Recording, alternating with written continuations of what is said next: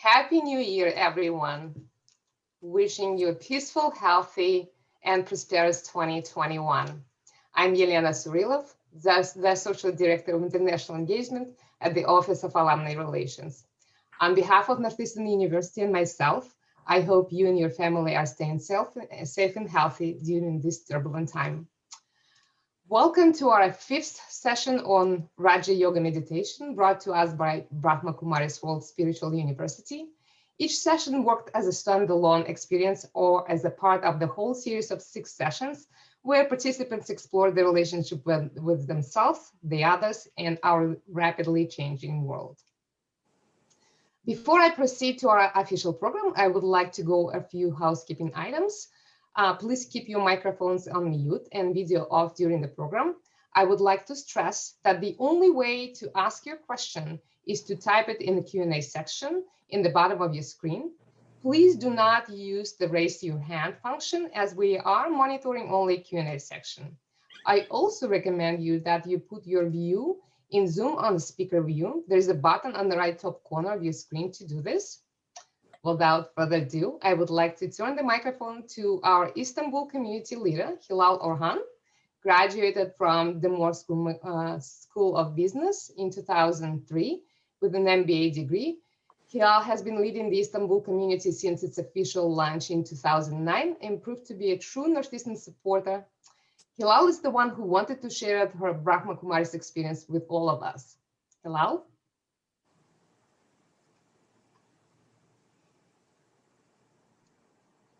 Yes, a very, very, very warm welcome from Turkey to everyone. On behalf of, as being both actually, on behalf of the Turkey Istanbul chapter, I would like to welcome everyone, but also thank you for inviting us to Brahma Kumari's World Spiritual University. I wish everyone a very healthy, happy year, as Yelena said. And thank you for the whole program, all the episodes, and thanks a lot. About the new year, I was looking back and kind of thinking over how my past year went by. And I noticed that, as well as some maybe daring, challenging situations, I left 2020 with a good feeling of stamina and contentment. It may sound maybe kind of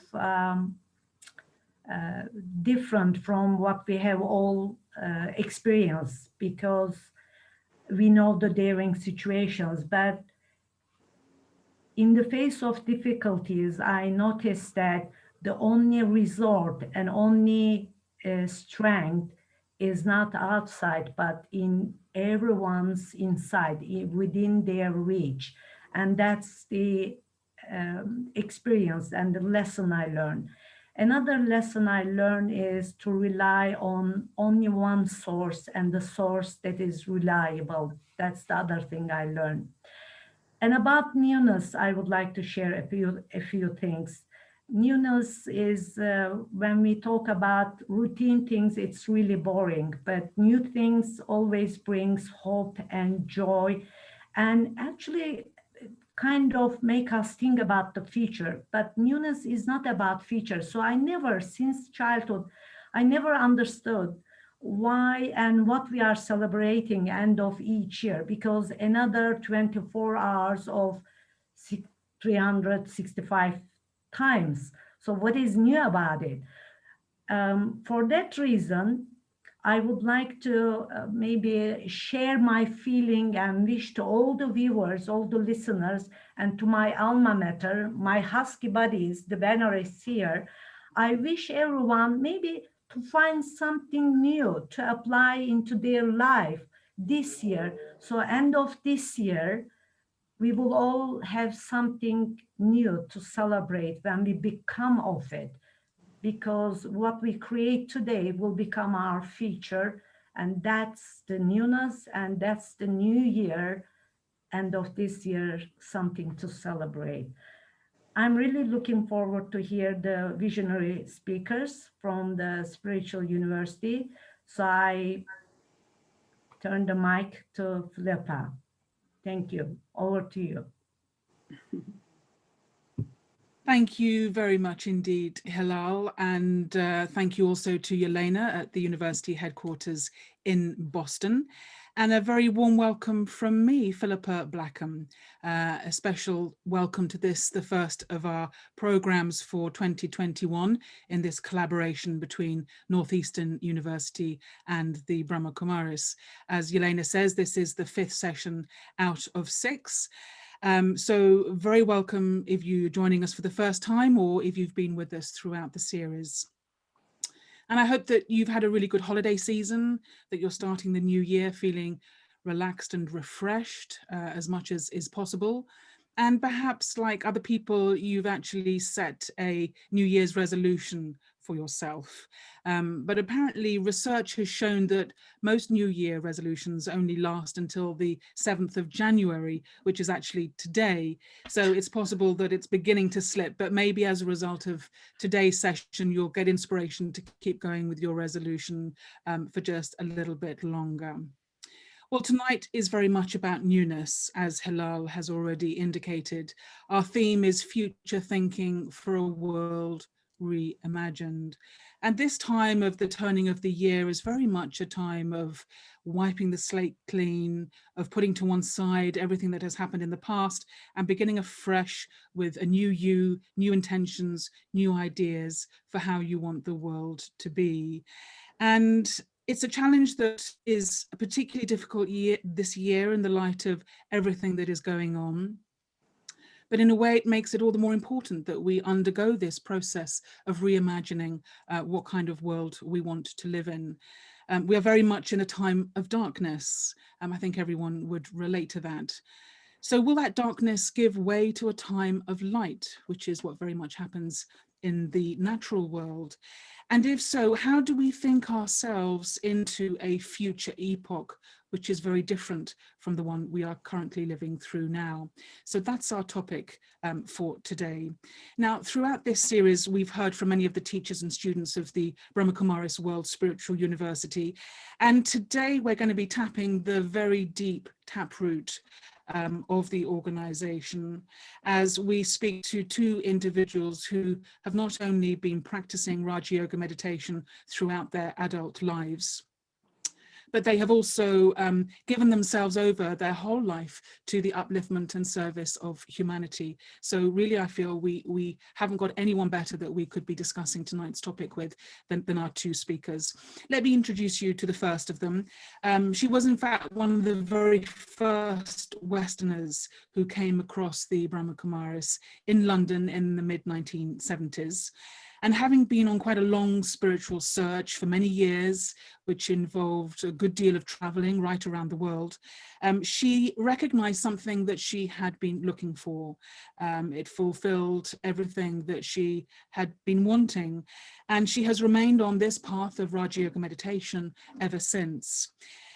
Now living in Miami in Florida, but originally from Ireland, the island of Ireland, as we say these days, Veronica McHugh's little sister couldn't manage the name Veronica, and instead it came out as Waddy, and for some reason the name Waddy has stuck ever since, and it's the name that we very affectionately use for you too. So Waddy, a very warm welcome to you. Thanks so much for being with us for today's session.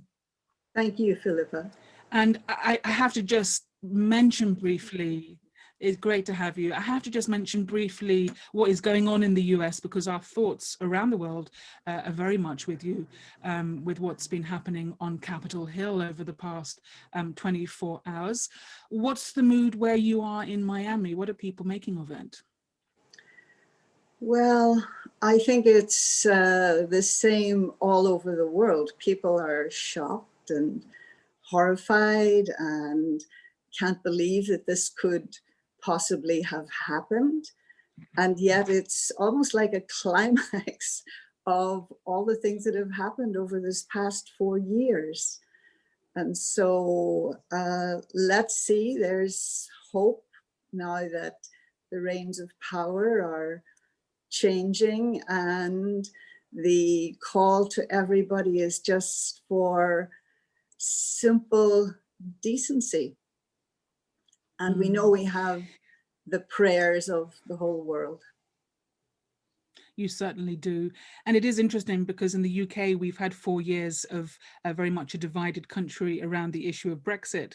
And, you know, America today is also a very divided country. So, you know, we're looking for this new year to bring some kind of cohesion and unity to the world picture. But let me bring in our second speaker for today. And it's someone who carried the teachings of the Brahma Kumaris from India to London. Sister Jenti was in her late teens when she put her training to join the medical profession to one side and instead committed her life to understanding the self, understanding the divine, and also devoting her time to the service and upliftment of humanity.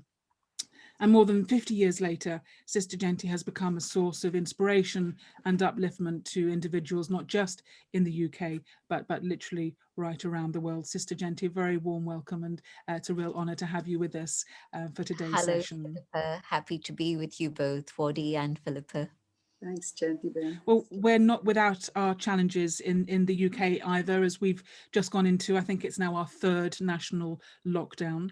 From the people that you're in touch with, do you think there is a resilience to get through a time like this when people were already feeling they can't wait to get back to normal? And now here we are looking at another 2 months or so of having to stay at home. How do you think people are going to cope this time? We're very lucky because places of worship are open. And so we have a gathering where we come together for spiritual study each day and for meditation. And that really is like a recharge of the inner battery. And so they're able then to go back home carrying that inner strength, further refreshed, and that fullness. And so I think as far as the community that I'm closely connected with, they are actually beacons of light for their families and also for everyone they're in touch with. But of course, I know that for most of the country, there's a bit of sadness, a bit of heaviness, because the expectation was the vaccine would be like a magic wand and everything would be fine. But in between, Corona decided to play a little game with us and went off into a variant. And so that's what's really become very highly infectious. But I think that people still feel the hope of the vaccine and that, okay, a little bit more time and we'll get through this and there'll be something better at the other end. And of course, what we don't know is the fallout from all of this in terms of people's own personal lives and their jobs, their livelihoods, their relationship. So much is coming under strain at this time.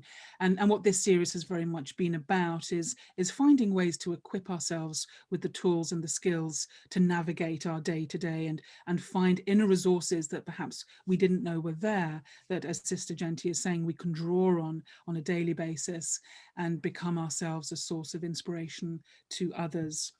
Well, on that note, before we get too much into our conversation, it would be nice to just gather our thoughts for a few moments and just have a moment of shared stillness.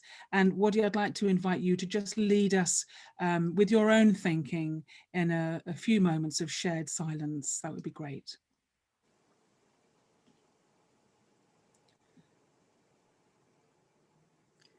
Perhaps before speaking to someone else, even on these big topics, I should speak to myself. Meditation. It's a longing, and it's an ever-present invitation. And the invitation is coming from both a memory and an aspiration.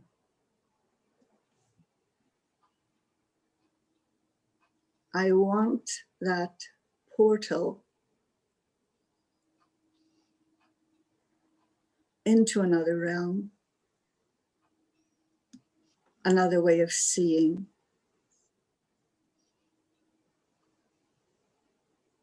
And I understand that the key is a thought. And the thought comes in the form of a question.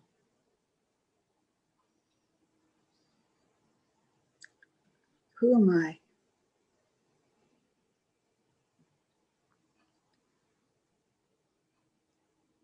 And now I flip the question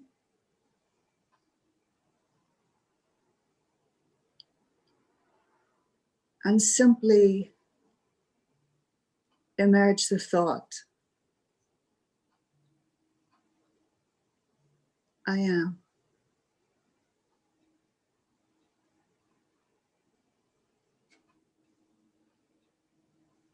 And I sit just with that. I am.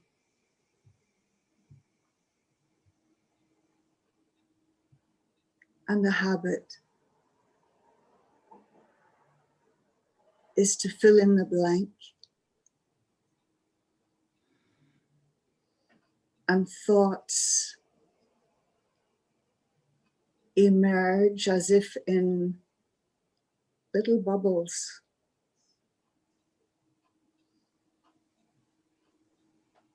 I'm stressed.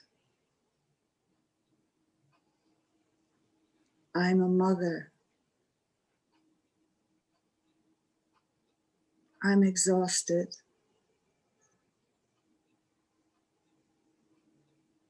I am worried.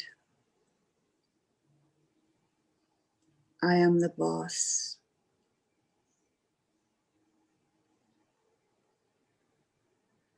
And sitting with the I am, I watch each bubble pop.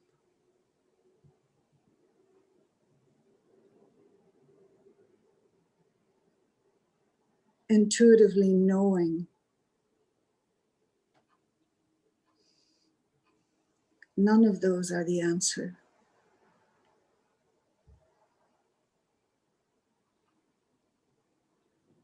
And as each of those thoughts disappear,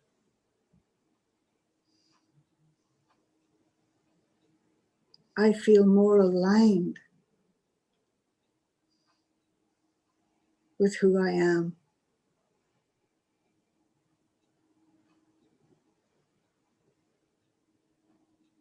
I'm breathing easier. And there's now space. I can hear my deeper self.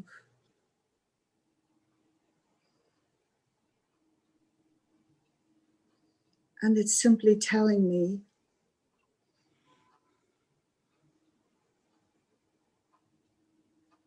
I am sufficient.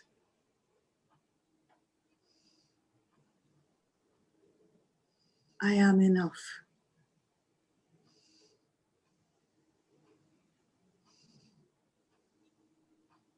And accepting that,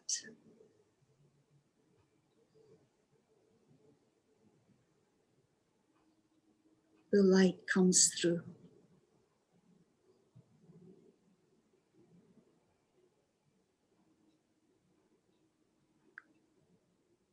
And I rest here, silently,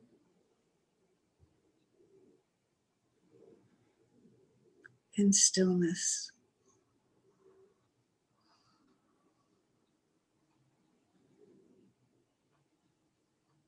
I am.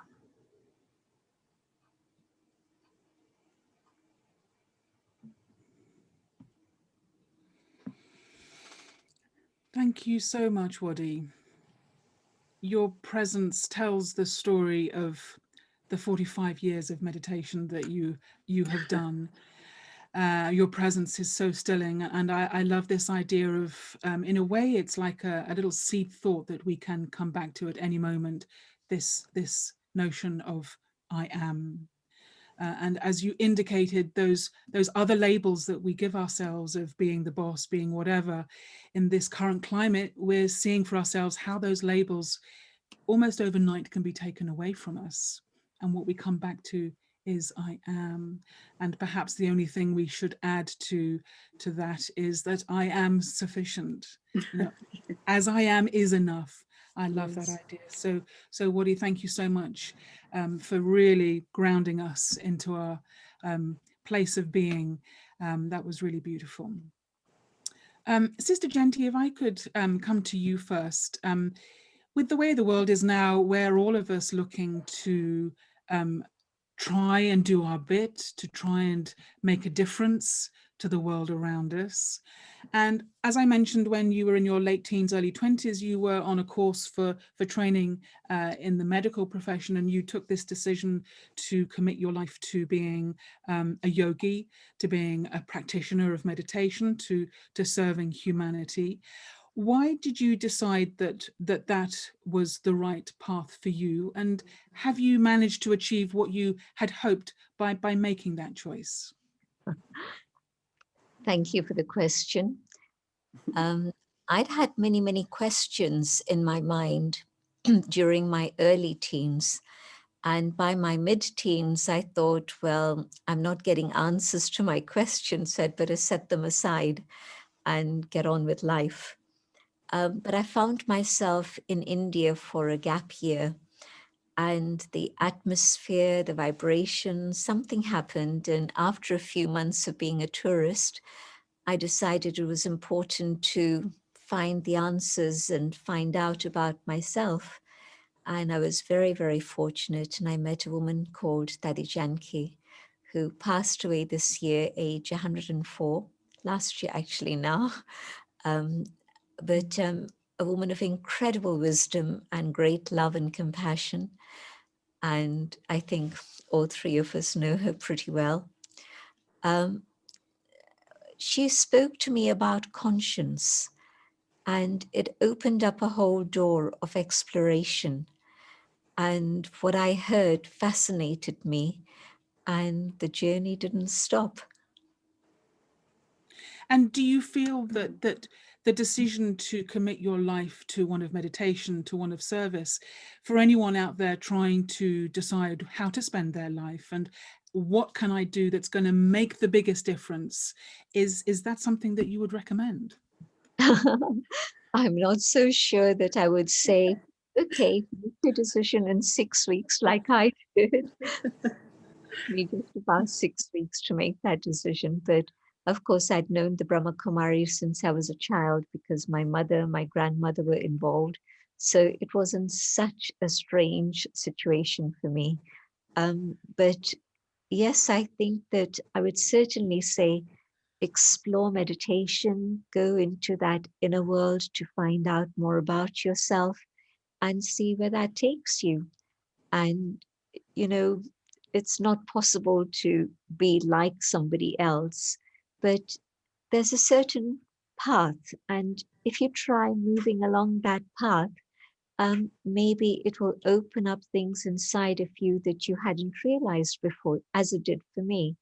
But my decision was very fast. And to go back to your earlier part of the question, it was really something that I would say has been the best decision of the whole of my life. I wouldn't change that decision for a moment. There have been adventures, there have been challenges, there have been moments when I thought, well, how am I going to carry on? But somehow they all get resolved. And so to anybody else who's thinking about what shall I do with my life, definitely explore what's going on in your inner world and see where it takes you. And sure, your inner voice will be your guide, your guru, that will lead you to the right thing. I think this younger generation especially are thinking of how they can live a life that is going to make a difference. They don't want to just take, they want to give. And there are so many worthy causes out there that you can become involved with, so many pressing issues. It's hard to know which of them to give your time and attention to. So this is very interesting to hear from both of you that this was the path that you went down. And for you, Wadi, obviously it wasn't necessarily as obvious for you as it would have been for Sister Jenti with her connections with India and with the organization since she was a child. You were just a regular Westerner, and you came across this path of meditation. And, you know, I can understand someone being touched and learning for a few years and then maybe moving on. But here we are 45 years later, and you're still finding that there's fulfillment for you. And presumably through your work, you are making the difference in the world that you're wanting to see. How would you describe your contribution through this life choice that you have made? Well, Philippa, you painted in a very rosy way. I won't say it was as easy as that. And there were many times when, in fact, for a long time after getting involved, not yet quite knowing that this was my destiny, if you like, or my ultimate path, there was many times when I thought, okay, I'll do this for another 6 months. I'll do it for another 6 months. I'll do it for another 6 months. And, you know, 5 years went by, 10 years went by, whatever else. And again, just going back a moment, I really like Sister Jenti when she mentioned that the question was about conscience. And I would really like to know what was the answer that she got in relation to that, because it's something I've been thinking about. And, you know, a standard prayer during my growing up and or an idea was this examination of conscience, you know. And at the present time, it's more about an examination of consciousness that I think by which we can understand various things, and that will be helpful. So the whole aspect of conscience, I would be curious, because I presume it was Daddy who responded to you and gave you the answer. But again, I feel, although there would have been a time before finding the Brahmakumaris in London, when I felt that I wanted to do something for the world, I didn't feel that I had any particular skills, didn't know what I could do, but I knew my life wasn't going to be a normal life. I knew it wasn't going to be about the marriage and the white picket fence and all of that. And it wasn't, I wanted something to do, but it wasn't about how much I was going to get paid for it or, you know, anything like that. And so then coming here, I found a means to be of service whilst investigating and understanding my own self. So there would almost seem to be an aspect of selfishness in it. Something someone said today that I liked very much, and it's an old chestnut, and we all know it, that idea of think locally, act globally, but she was putting the locally in the context of one's own self.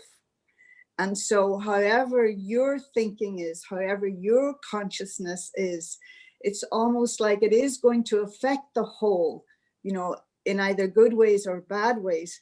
So my thinking is never so much about what am I doing for the world. I think all of us come to a point, even though that thought might be there, but you begin to realize that rather the people whom you are serving are actually serving you, in a manner of speaking, are serving your aspirations for yourself, that they are helping you almost more than you're helping them, in a sense.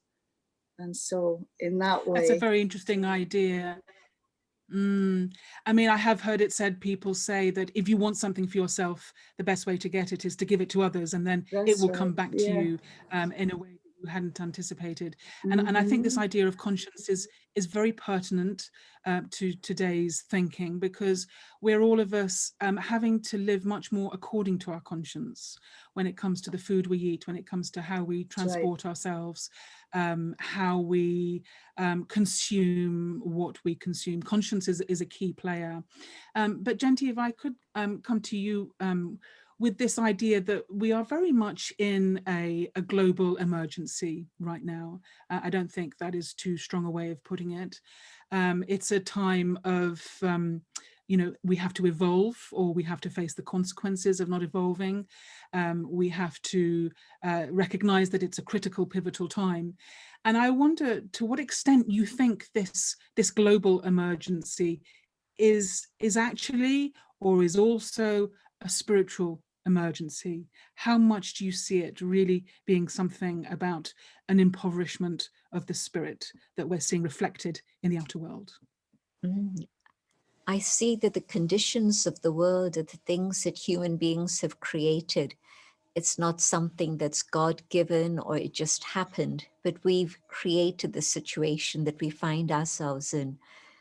And so if today we are looking around and we are seeing that there's crisis in every field of human endeavor, whether it's politics or economics or family life or religion, the environment, the list is infinite.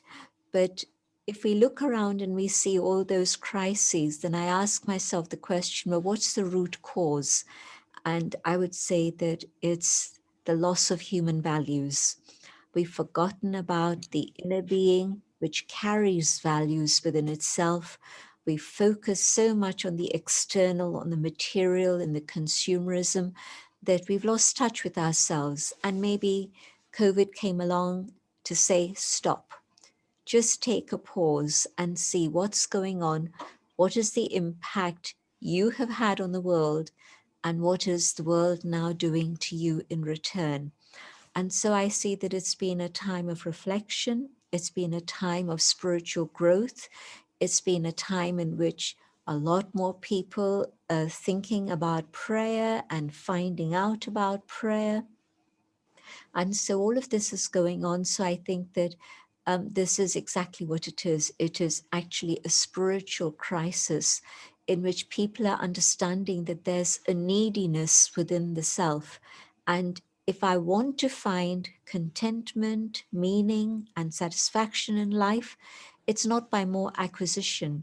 It's not by further travel. It's not by more relationships, but it's actually something that I need to find inside myself.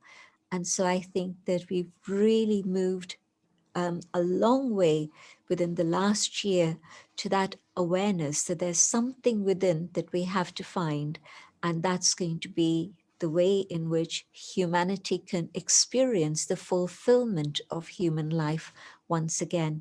Because if you look back to the start of 2020, all our aspirations were very much here, very materialistic, very much career oriented, or passing exams and degrees and all the external things. We really weren't thinking about the inner things. And I think 2021, now at the beginning, and people are beginning to look inside to see, well, what is it that's really going to satisfy me?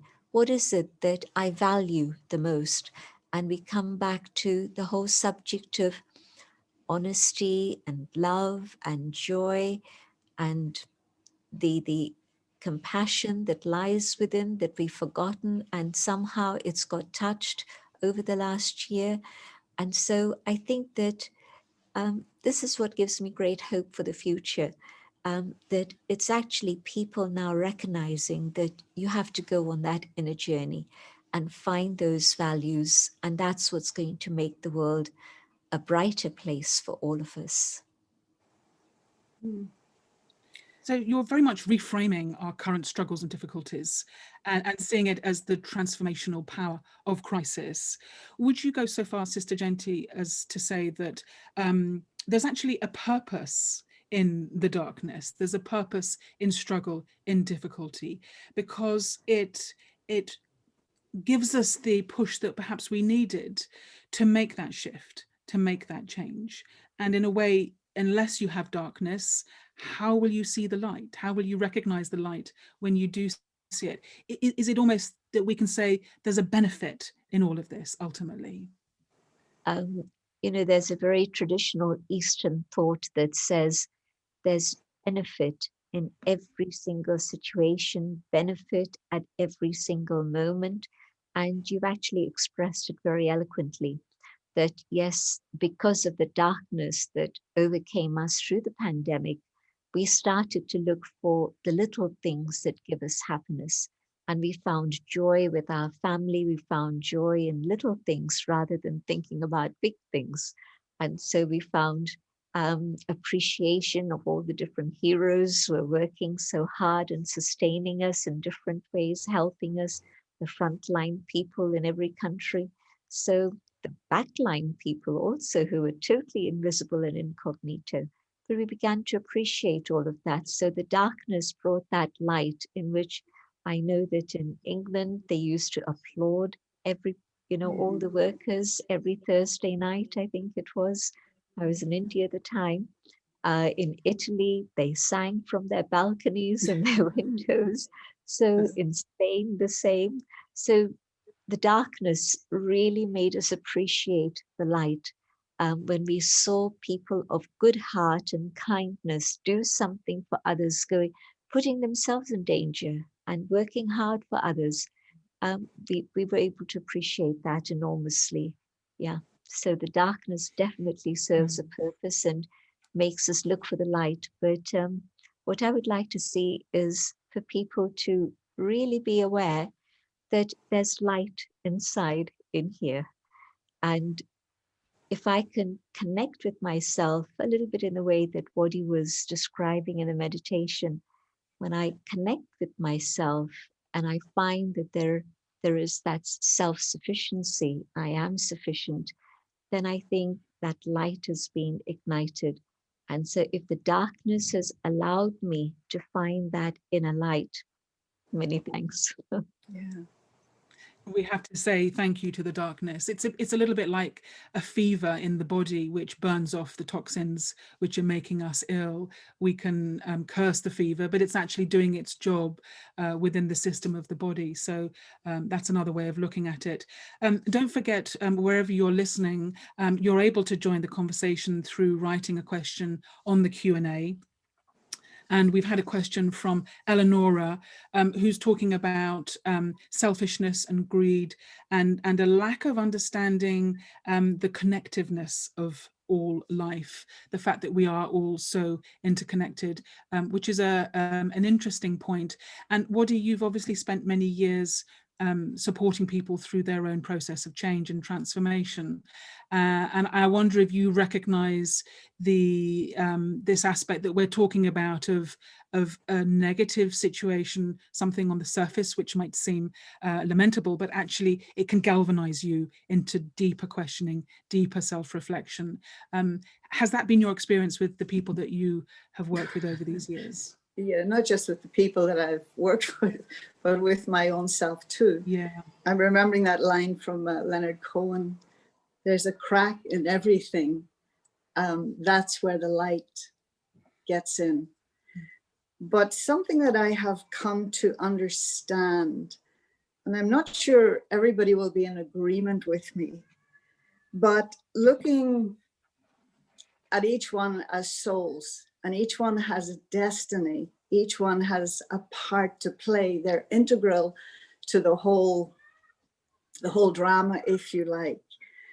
And that at some level, when we get beyond this aspect of blaming, whether the other or the situation, them, the political party, even God, then we come to understand that we have also set a path for ourselves, and that we have also created the challenges, because part of the purpose, as I see it, is about getting back to the starting place, getting back to that place that Sister Genti's talking about. And in order to get back there, there's going to be, you know, like the pilgrim or somebody on an odyssey, there have to be those challenges, and they don't come accidentally. There is something in the wisdom of my soul that calls this situation into being. And what I need to understand is that if it has called it into being, I really do have, although I'm not consciously aware of it, the wherewithal to deal with it. And so that in dealing with it, first in facing it, and then hopefully moving through it, that I'm ready for the next challenge. But you can choose just to sit with that one forever. You know, that's the choice that we have in the sense. The challenges are going to keep coming, that's for sure. The challenges will keep coming, but to know, and for me, this is something that helps me a lot. When the challenges come, then, as I say, the natural tendency is to blame somebody else or something else. But when I take responsibility and say that I orchestrated this challenge, when I make it mine, then it's like it gives me power to be able to look at it, first of all, differently, rather than just rail at it for its inconvenience or its hazards or whatever else. So a bit like with the darkness, we need to bow down to the challenge because it has come for a reason and it's there to be our teacher. So we've invited it in. So let's see what it's there to teach us. But Sister Genty, we've had this question from Eleonora about greed and selfishness. And I know that part of your way of seeing yourself and seeing your life is one of a life of service. And we're very much talking tonight about wanting to rethink the future, reimagine a future world. And I wonder for you what part service plays in changing our thinking about ourselves and about our fellow human beings and about the world in general. You know, is service, would you say service is love made visible? Would you see it as an offering of the heart? And how do you serve without expectation of return? Or what is your consciousness and understanding of this idea of service? When I decided to go on this journey, I also, a little bit like Wadi, had the thought that my life mustn't just be for my own comfort. It has to be for serving others. And I found that service was sharing my insights, but also helping within a community and doing whatever was part of that community. And I found that very, very satisfying to be part of the community and doing what I could on an external level, whether it was cleaning or cooking or whatever it may be. But of course, there was also then this very powerful thought that I had so many questions that I needed to resolve. And when I found that those big questions were answered, it gave me the impetus to be able to bring about change within myself and move forward. And I thought of all the people I knew who also had all the same questions. And so they would be looking for answers too. And so a very powerful motivation was, can I share these ideas with them so that then it'll help them have light in their darkness? And it was very interesting because after some time in India, I was asked to come back to London, where I'd been living with my parents anyway. So I came back to London and I realized that this idea of serving others was actually a fallacy. I first had to start with myself, and I had to explore the ego that was saying, I can do something for you. And when it took a while, I can time it precisely, for a period of about 18 months or so, I spent a lot of time in meditation. I was fortunate. I was in circumstances that allowed that to happen. And so I spent a lot of time in self-exploration and meditation.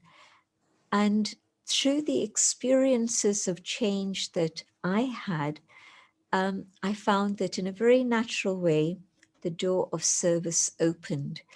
And I was able to share from a deeper place within myself. And I think people found benefit from that. And once that door had opened, then it was something that was just continually growing and moving from one step to another. And things began to happen in an amazing way. A little center started, Daddy Yankee came, a big center was created. People who were interested started to come, and they became teachers for the world.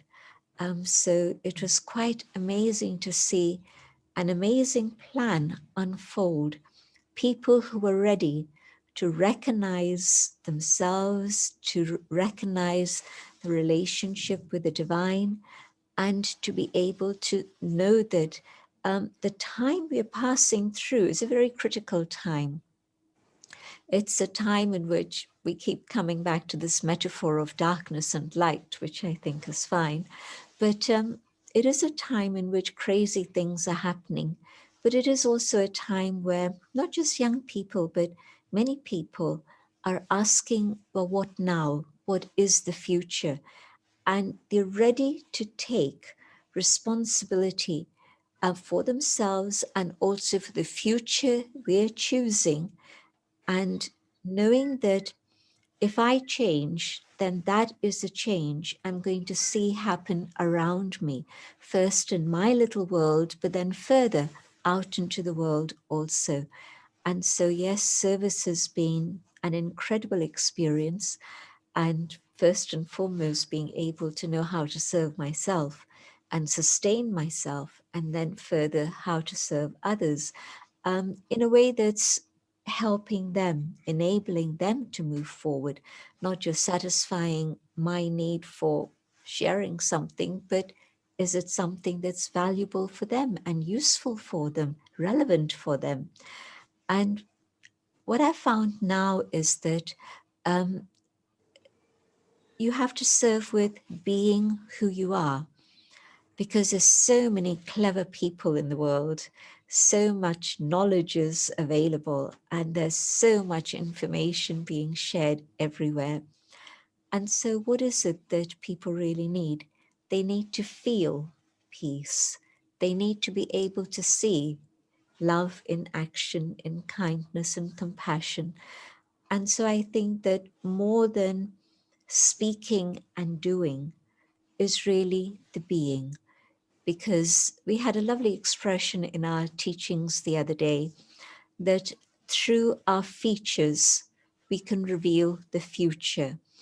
And so if I'm creating a state of contentment and stability within myself, then this is what's going to help me in the future, but it's also showing others the path to a similar state, because the immediate future is maybe more upheaval. But beyond that, definitely, there is the day, because I feel that the dawn has already broken. There are many, many who have these insights into a future that's going to be one of harmony, one of peace, and they know that it's going to happen as we change. Then we're going to be able to create that world of the future. So we are responsible. We've created the mess, and now it's up to us to sort that mess out, and first in here and then out there. Can I just back up here in relation to your question about service and what Sister Genty was sharing? And we're going back a long time ago, and she wouldn't have been doing service, hadn't been doing service for very long in London, and I just kind of walked in the door.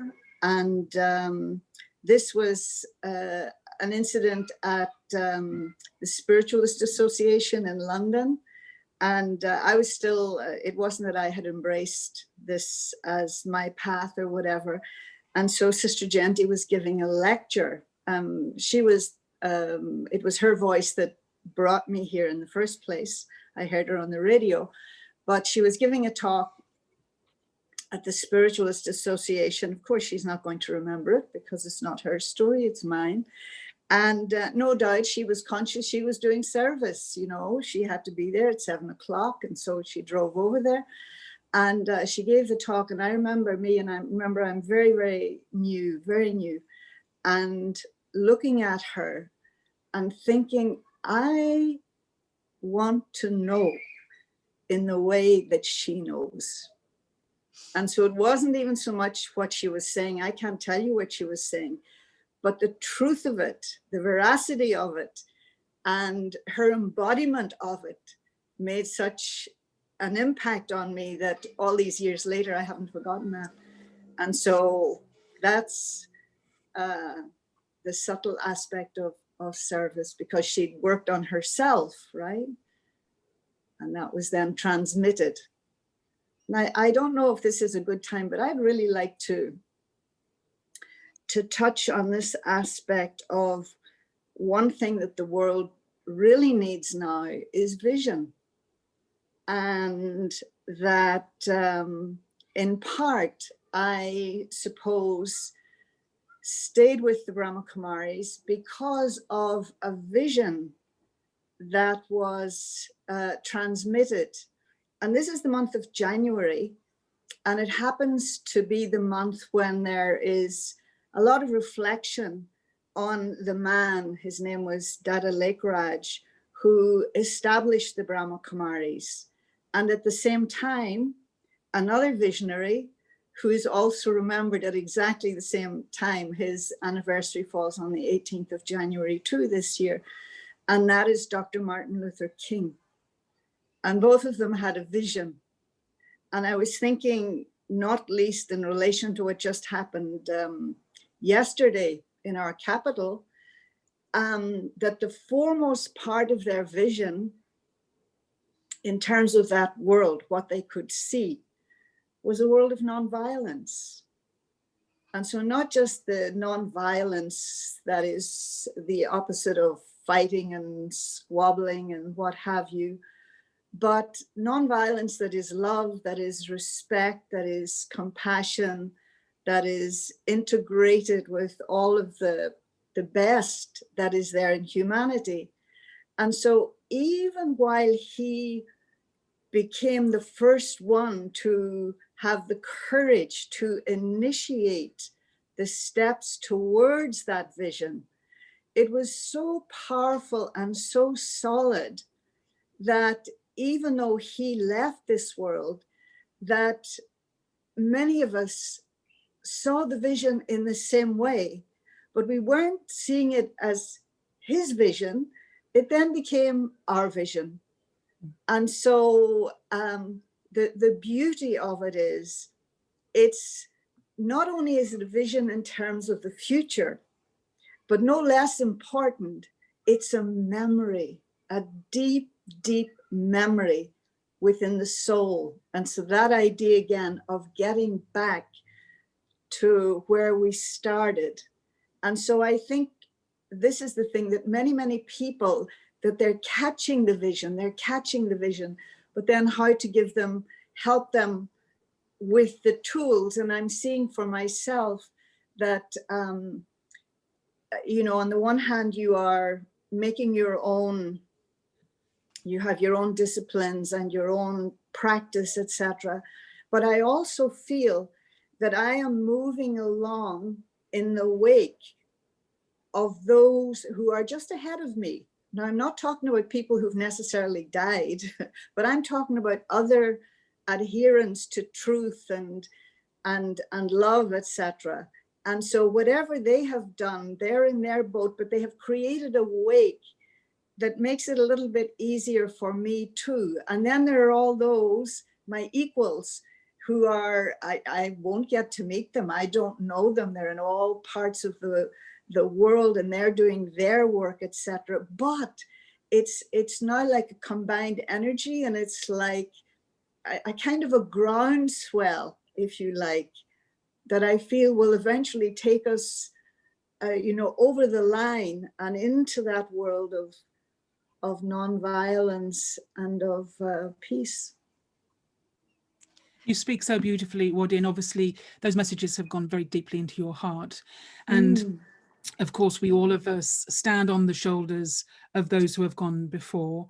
And I think sometimes it takes a while for an idea to catch on, as you're saying, for it to then gather momentum. And then there is a time when that idea comes of age. And perhaps what we're seeing in the world now is many of these seeds that have been planted over the past decade or the past century even, they all seem to be coalescing around each other to create a real positive vision for how humanity can get through this period of darkness to a time beyond.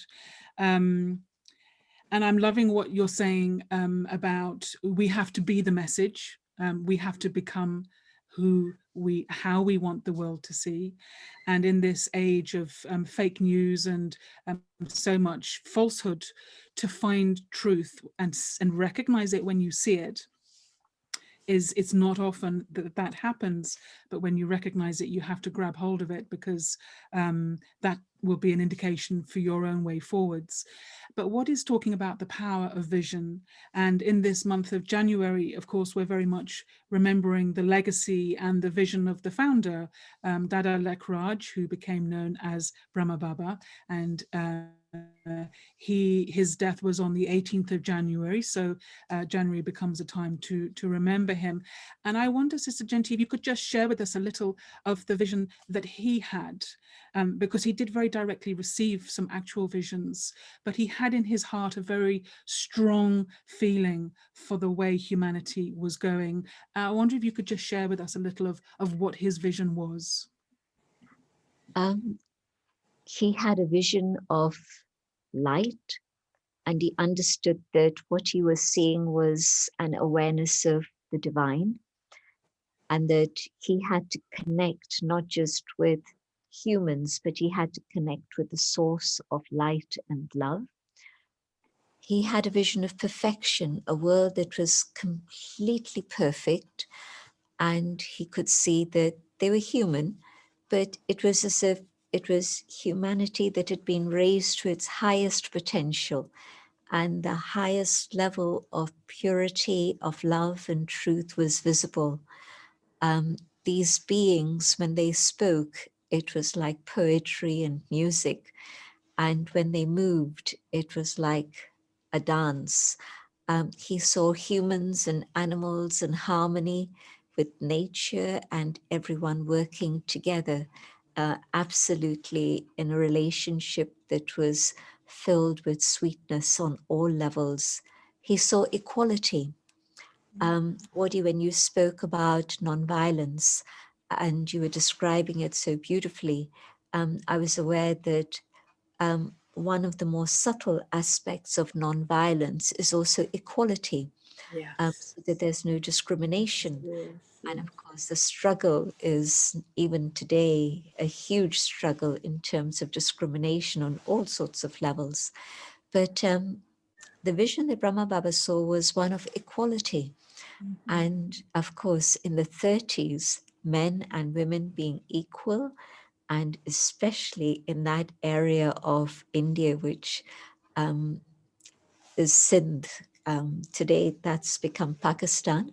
But that area was notorious for the second rate level of citizenship for women. They were really second-class citizens. And he did something very brave.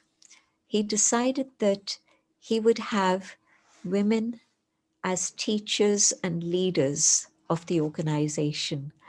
And it would be for men and women, but it would be leadership in the hands of women, which still continues till today. And it was amazing then, but the more strange thing is that here we are already in the 21st century, and we still haven't been able to manage it in most situations. And I think Brahma Kumaris must be the only organization open to men and women, where it's women as leaders by constitution. And so, you know, you have convents and places where there are women, but then there could be a woman in charge of that, but a place that's open for men and women. So, and what he did was, again, quite amazing. He set up a trust of the young women who had come to him, and some families had come, some young women had come, a lot of young women, some elderly women, but some children, women came with their children and husbands also. So it was a mixed community, but a majority were women. And he created a trust of women and surrendered all his assets to that trust.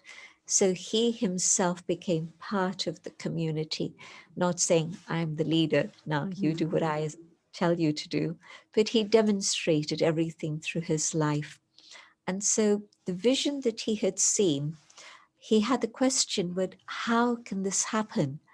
And the understanding came to him that it could only happen by spiritual education, spiritual knowledge.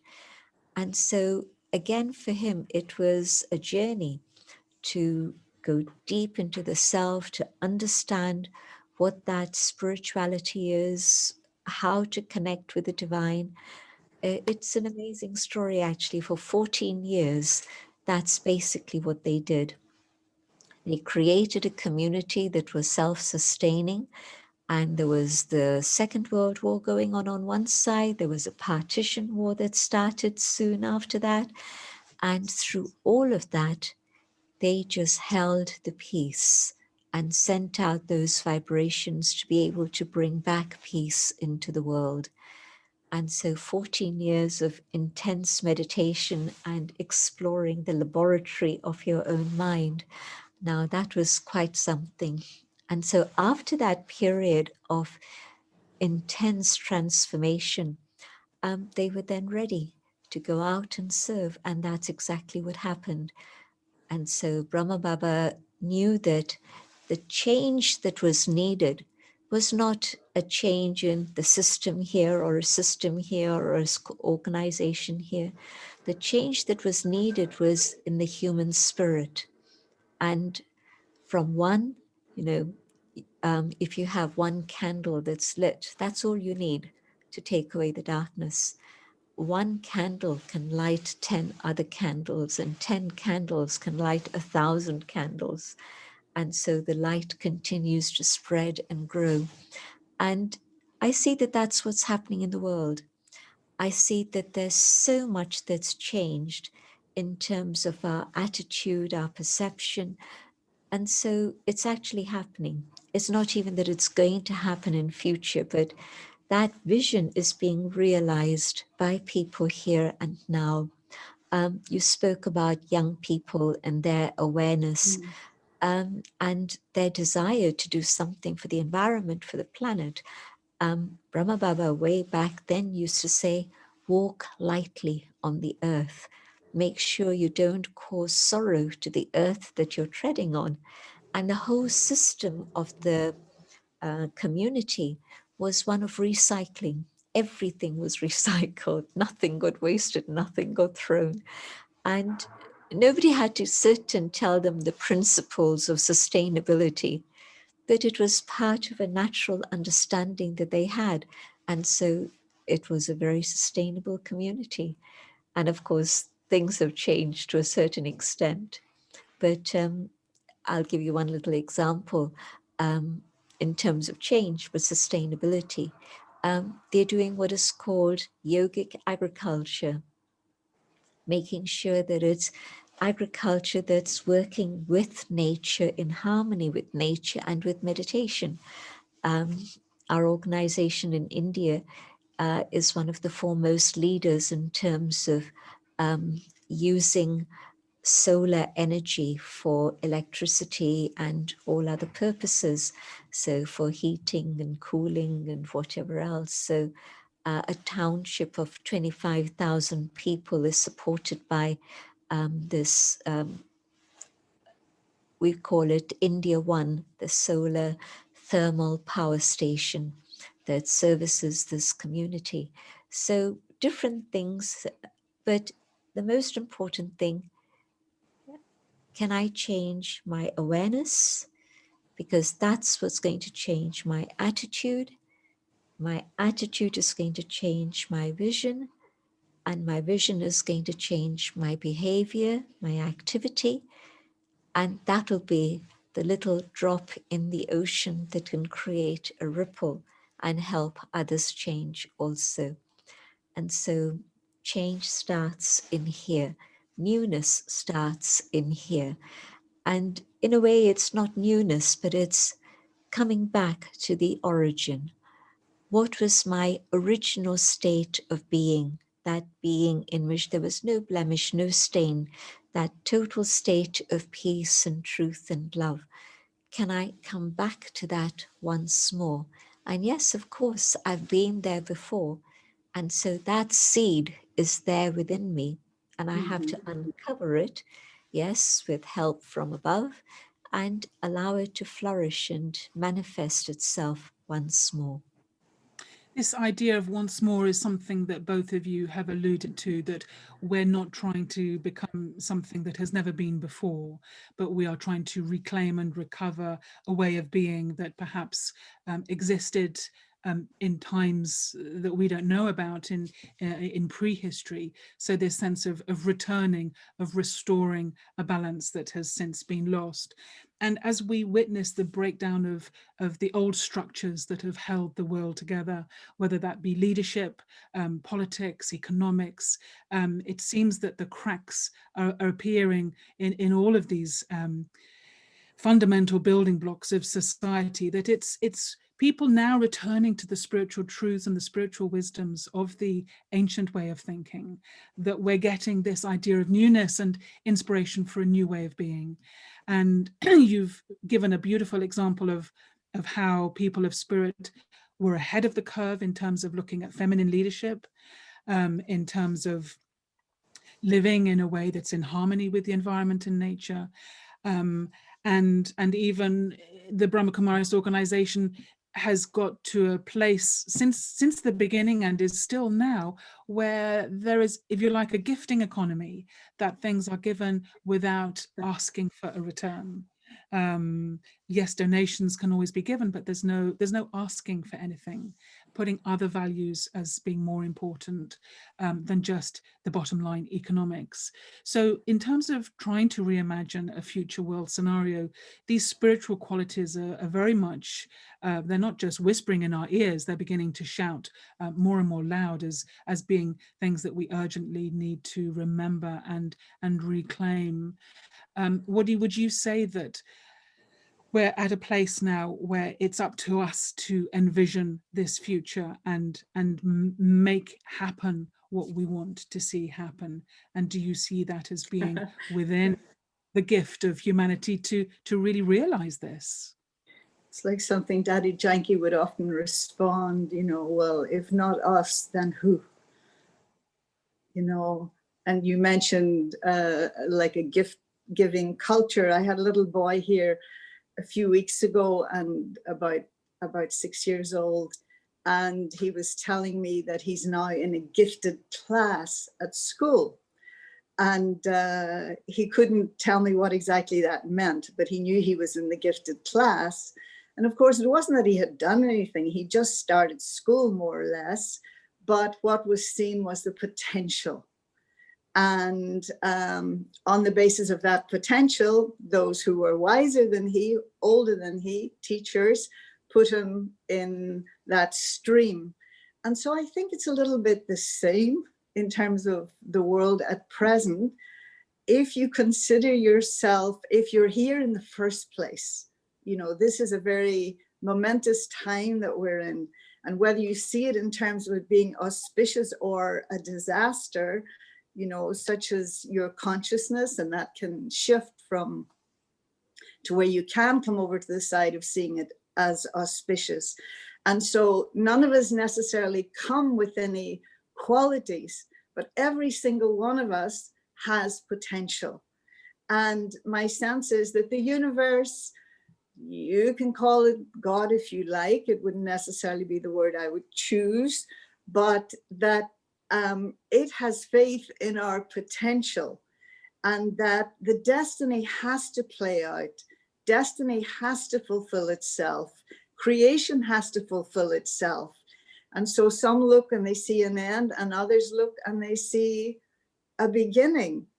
And so, yes, of course, I do believe that it's in the hands of all of us. And it's as basic as deciding whether you're with the construction crew or the demolition crew, you know, because both are needed. You know, the old has to be totally dismantled in a kind of a way to, just like, again, you know, the shell has to crack in order for the little chick to emerge, for the new thing to emerge.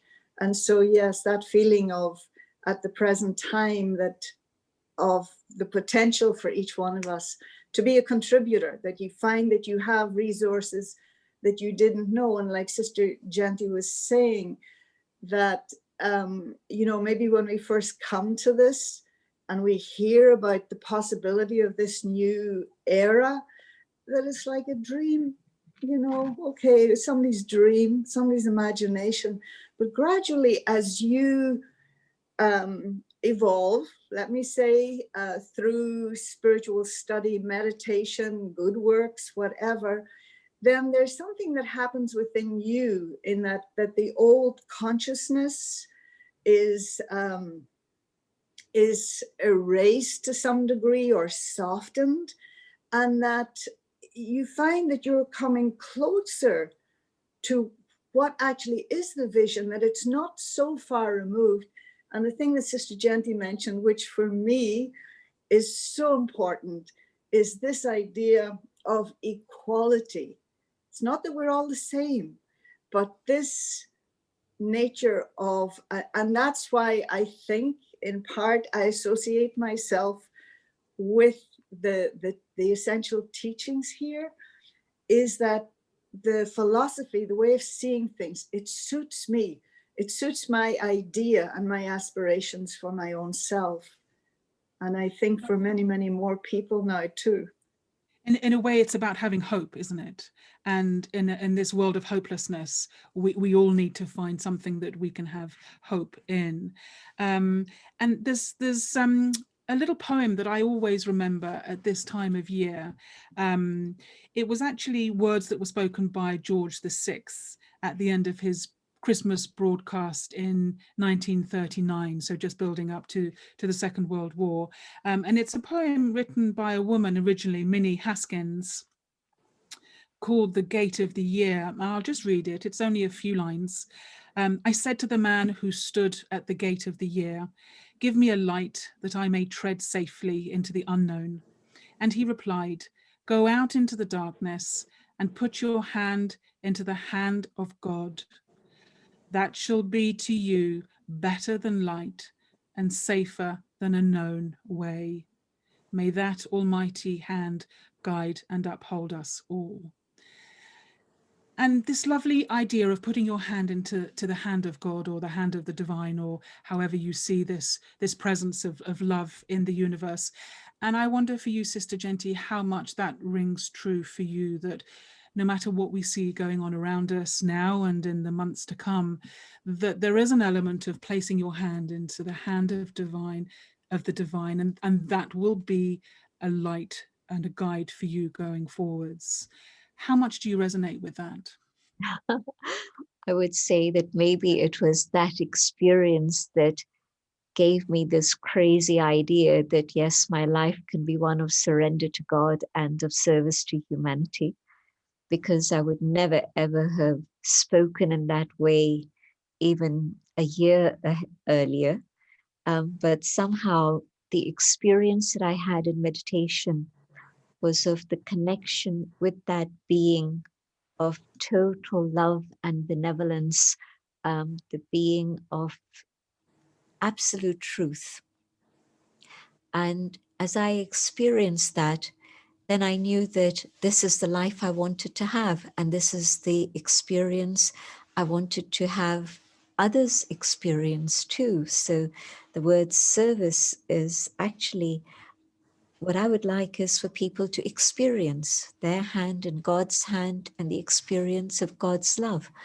That really is for me what is service. And yes, each one plays their part in a different way to make that happen, but that is what service is really all about. And so, yes, it was a very different transition, a very sudden transition in my life, but I was able to do it. And it happened because I could experience that I was putting my hand in God's hand, or rather that He had taken my hand and was leading me. And that is what has carried me through these years. And as you can imagine, there's never anything that happens without a challenge. And of course, the biggest challenges are the challenges you carry within yourself. And as you discover more and more about the iceberg that's hidden inside that you had no idea of, you see things that you hadn't expected. But you also come across things that you didn't expect in external situations and circumstances.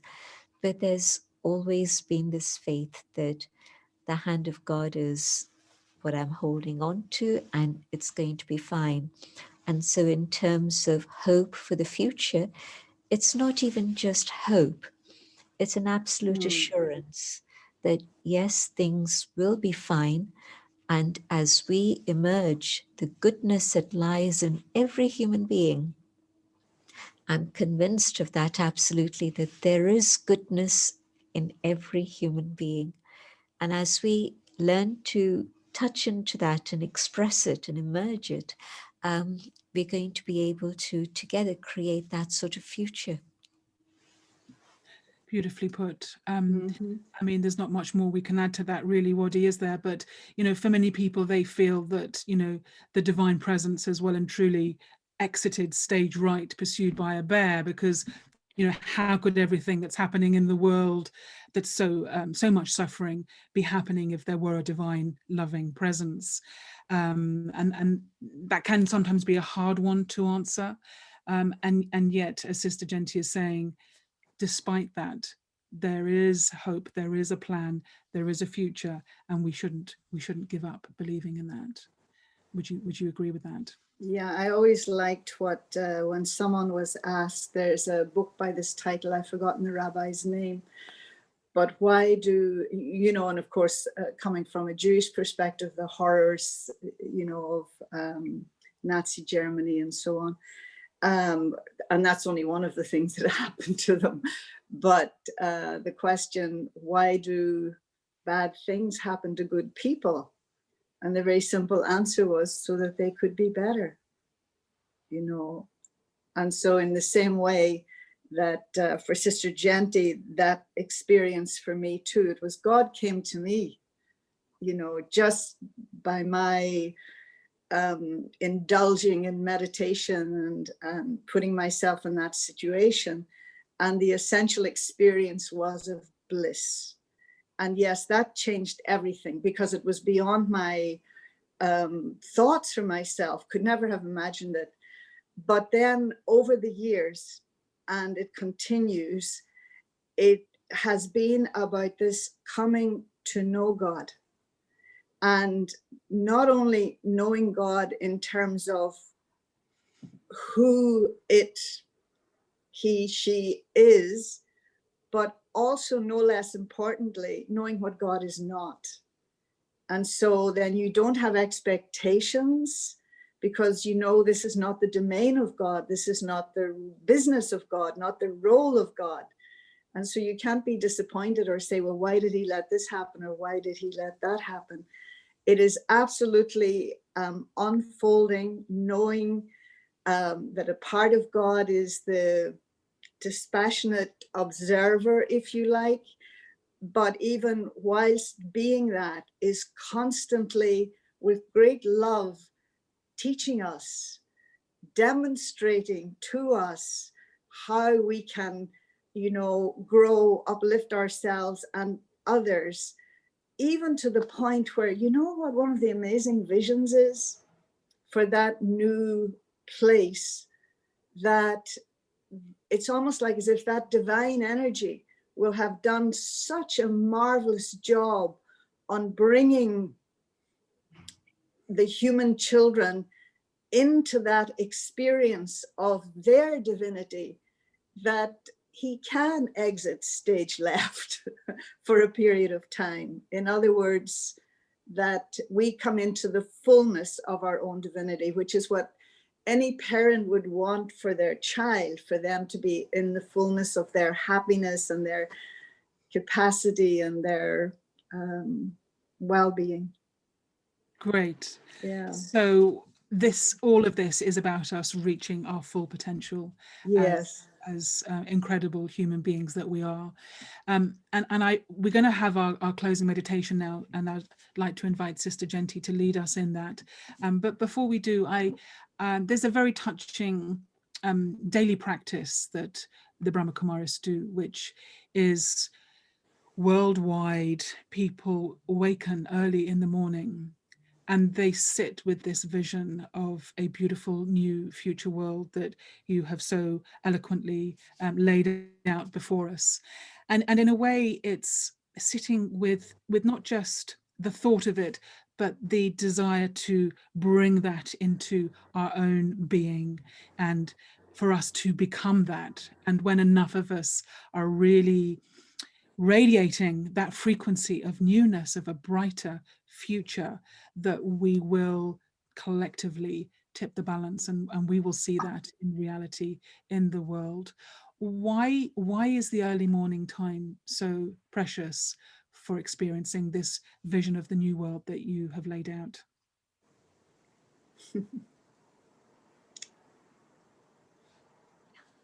I'm asking, well, She's asking Sister Genty.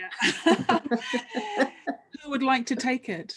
There's obviously something important about it. And I just wonder in a few words, if you could share what, for anybody listening today, if they want to really touch into these qualities that we've been talking about, that there is something special about the early morning that we can experience that. Sister Genty.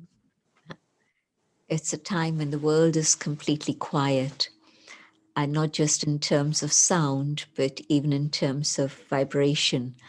And so the vast majority are asleep, and just a few are awake. And if they are awake, they're probably thinking about prayer, they're thinking about meditation. So those vibrations are really the highest vibrations.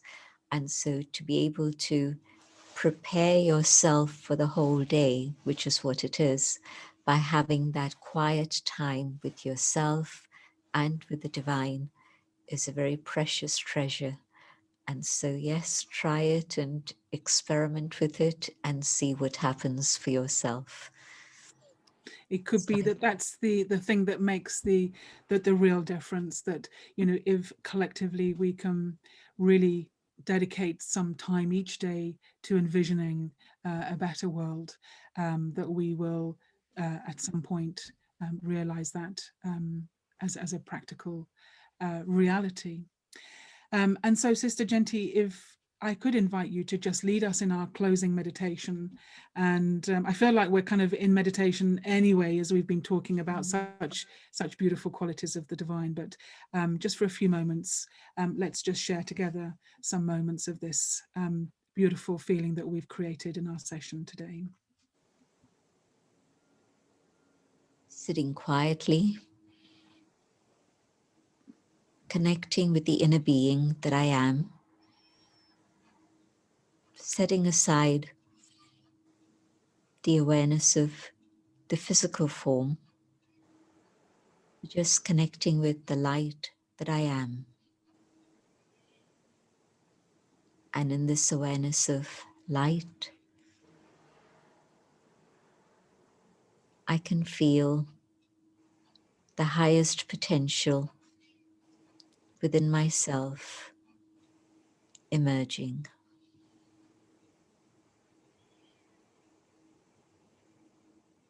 There is love, there is peace, there is truth.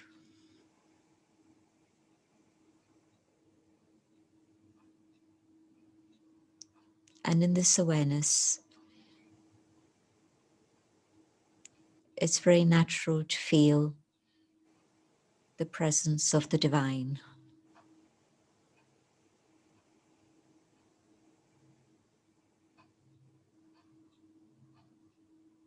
And as I connect with the source of love,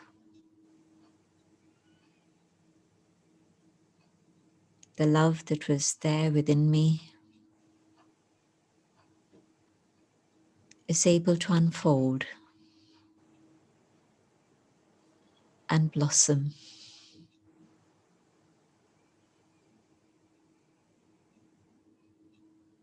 And the pure love that I experience at that moment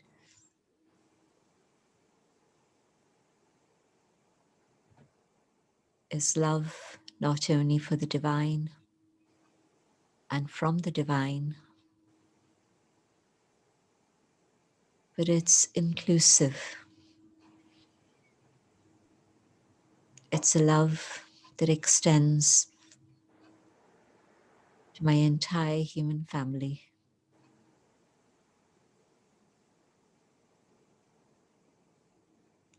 Pure, eternal love that holds us together as one family.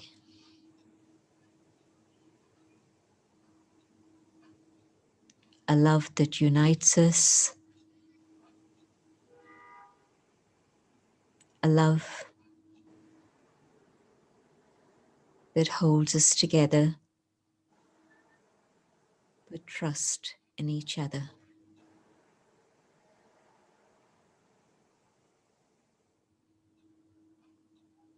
And in this love,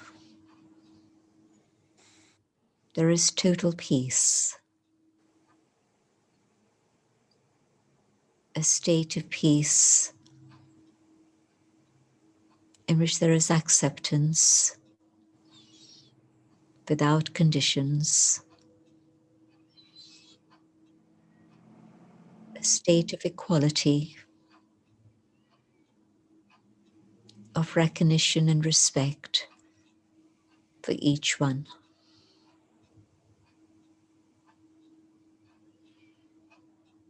A state of contentment, at peace with myself, at peace with my human family, at peace with all forms of life, at peace with the elements of nature.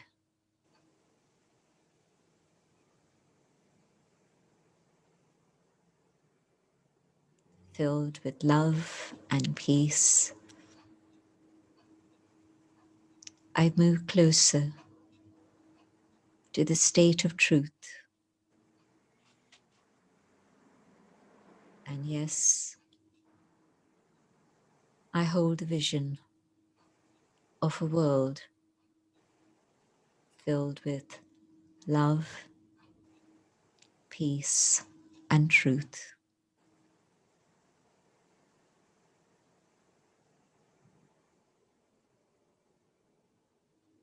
Om Shanti. Peace.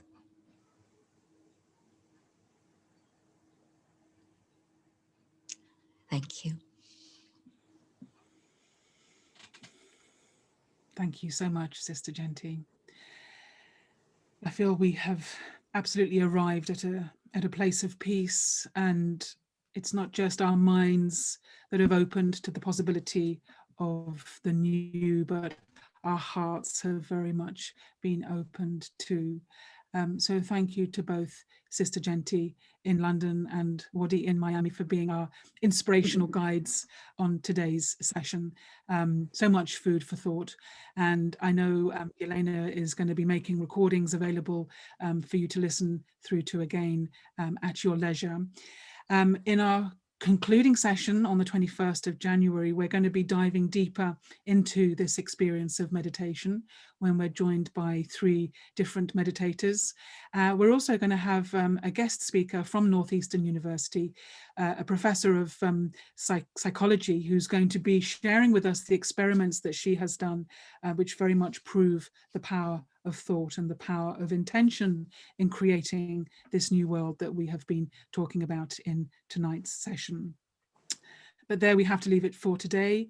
My thanks to all of you for being part of today's event and for all your questions. Sadly, we didn't get through them all, but we have received them, and hopefully we can respond to them after the session. So continue taking good care, be peaceful, keep in your heart, keep your love, and we'll see you next time. Until then, from all of us, goodbye.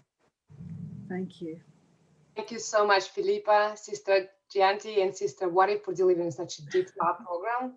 Thank you, Hilal, for bringing such an amazing opportunity our way. And a huge thank you goes to the person who orchestrated the whole series for us, Margaret Barron, who also has been studying Raja Yoga meditation with Brahma Kumaris University for over 25 years. Thank you to all participants. We hope this program is worth of your time, and we're looking forward to seeing you again for the final session, as Filipa said, on January 21st. And the session will be called Taping the Source of Serenity and Well-Being. Have a great day, evening, and night, everyone. Thank you. Thank you.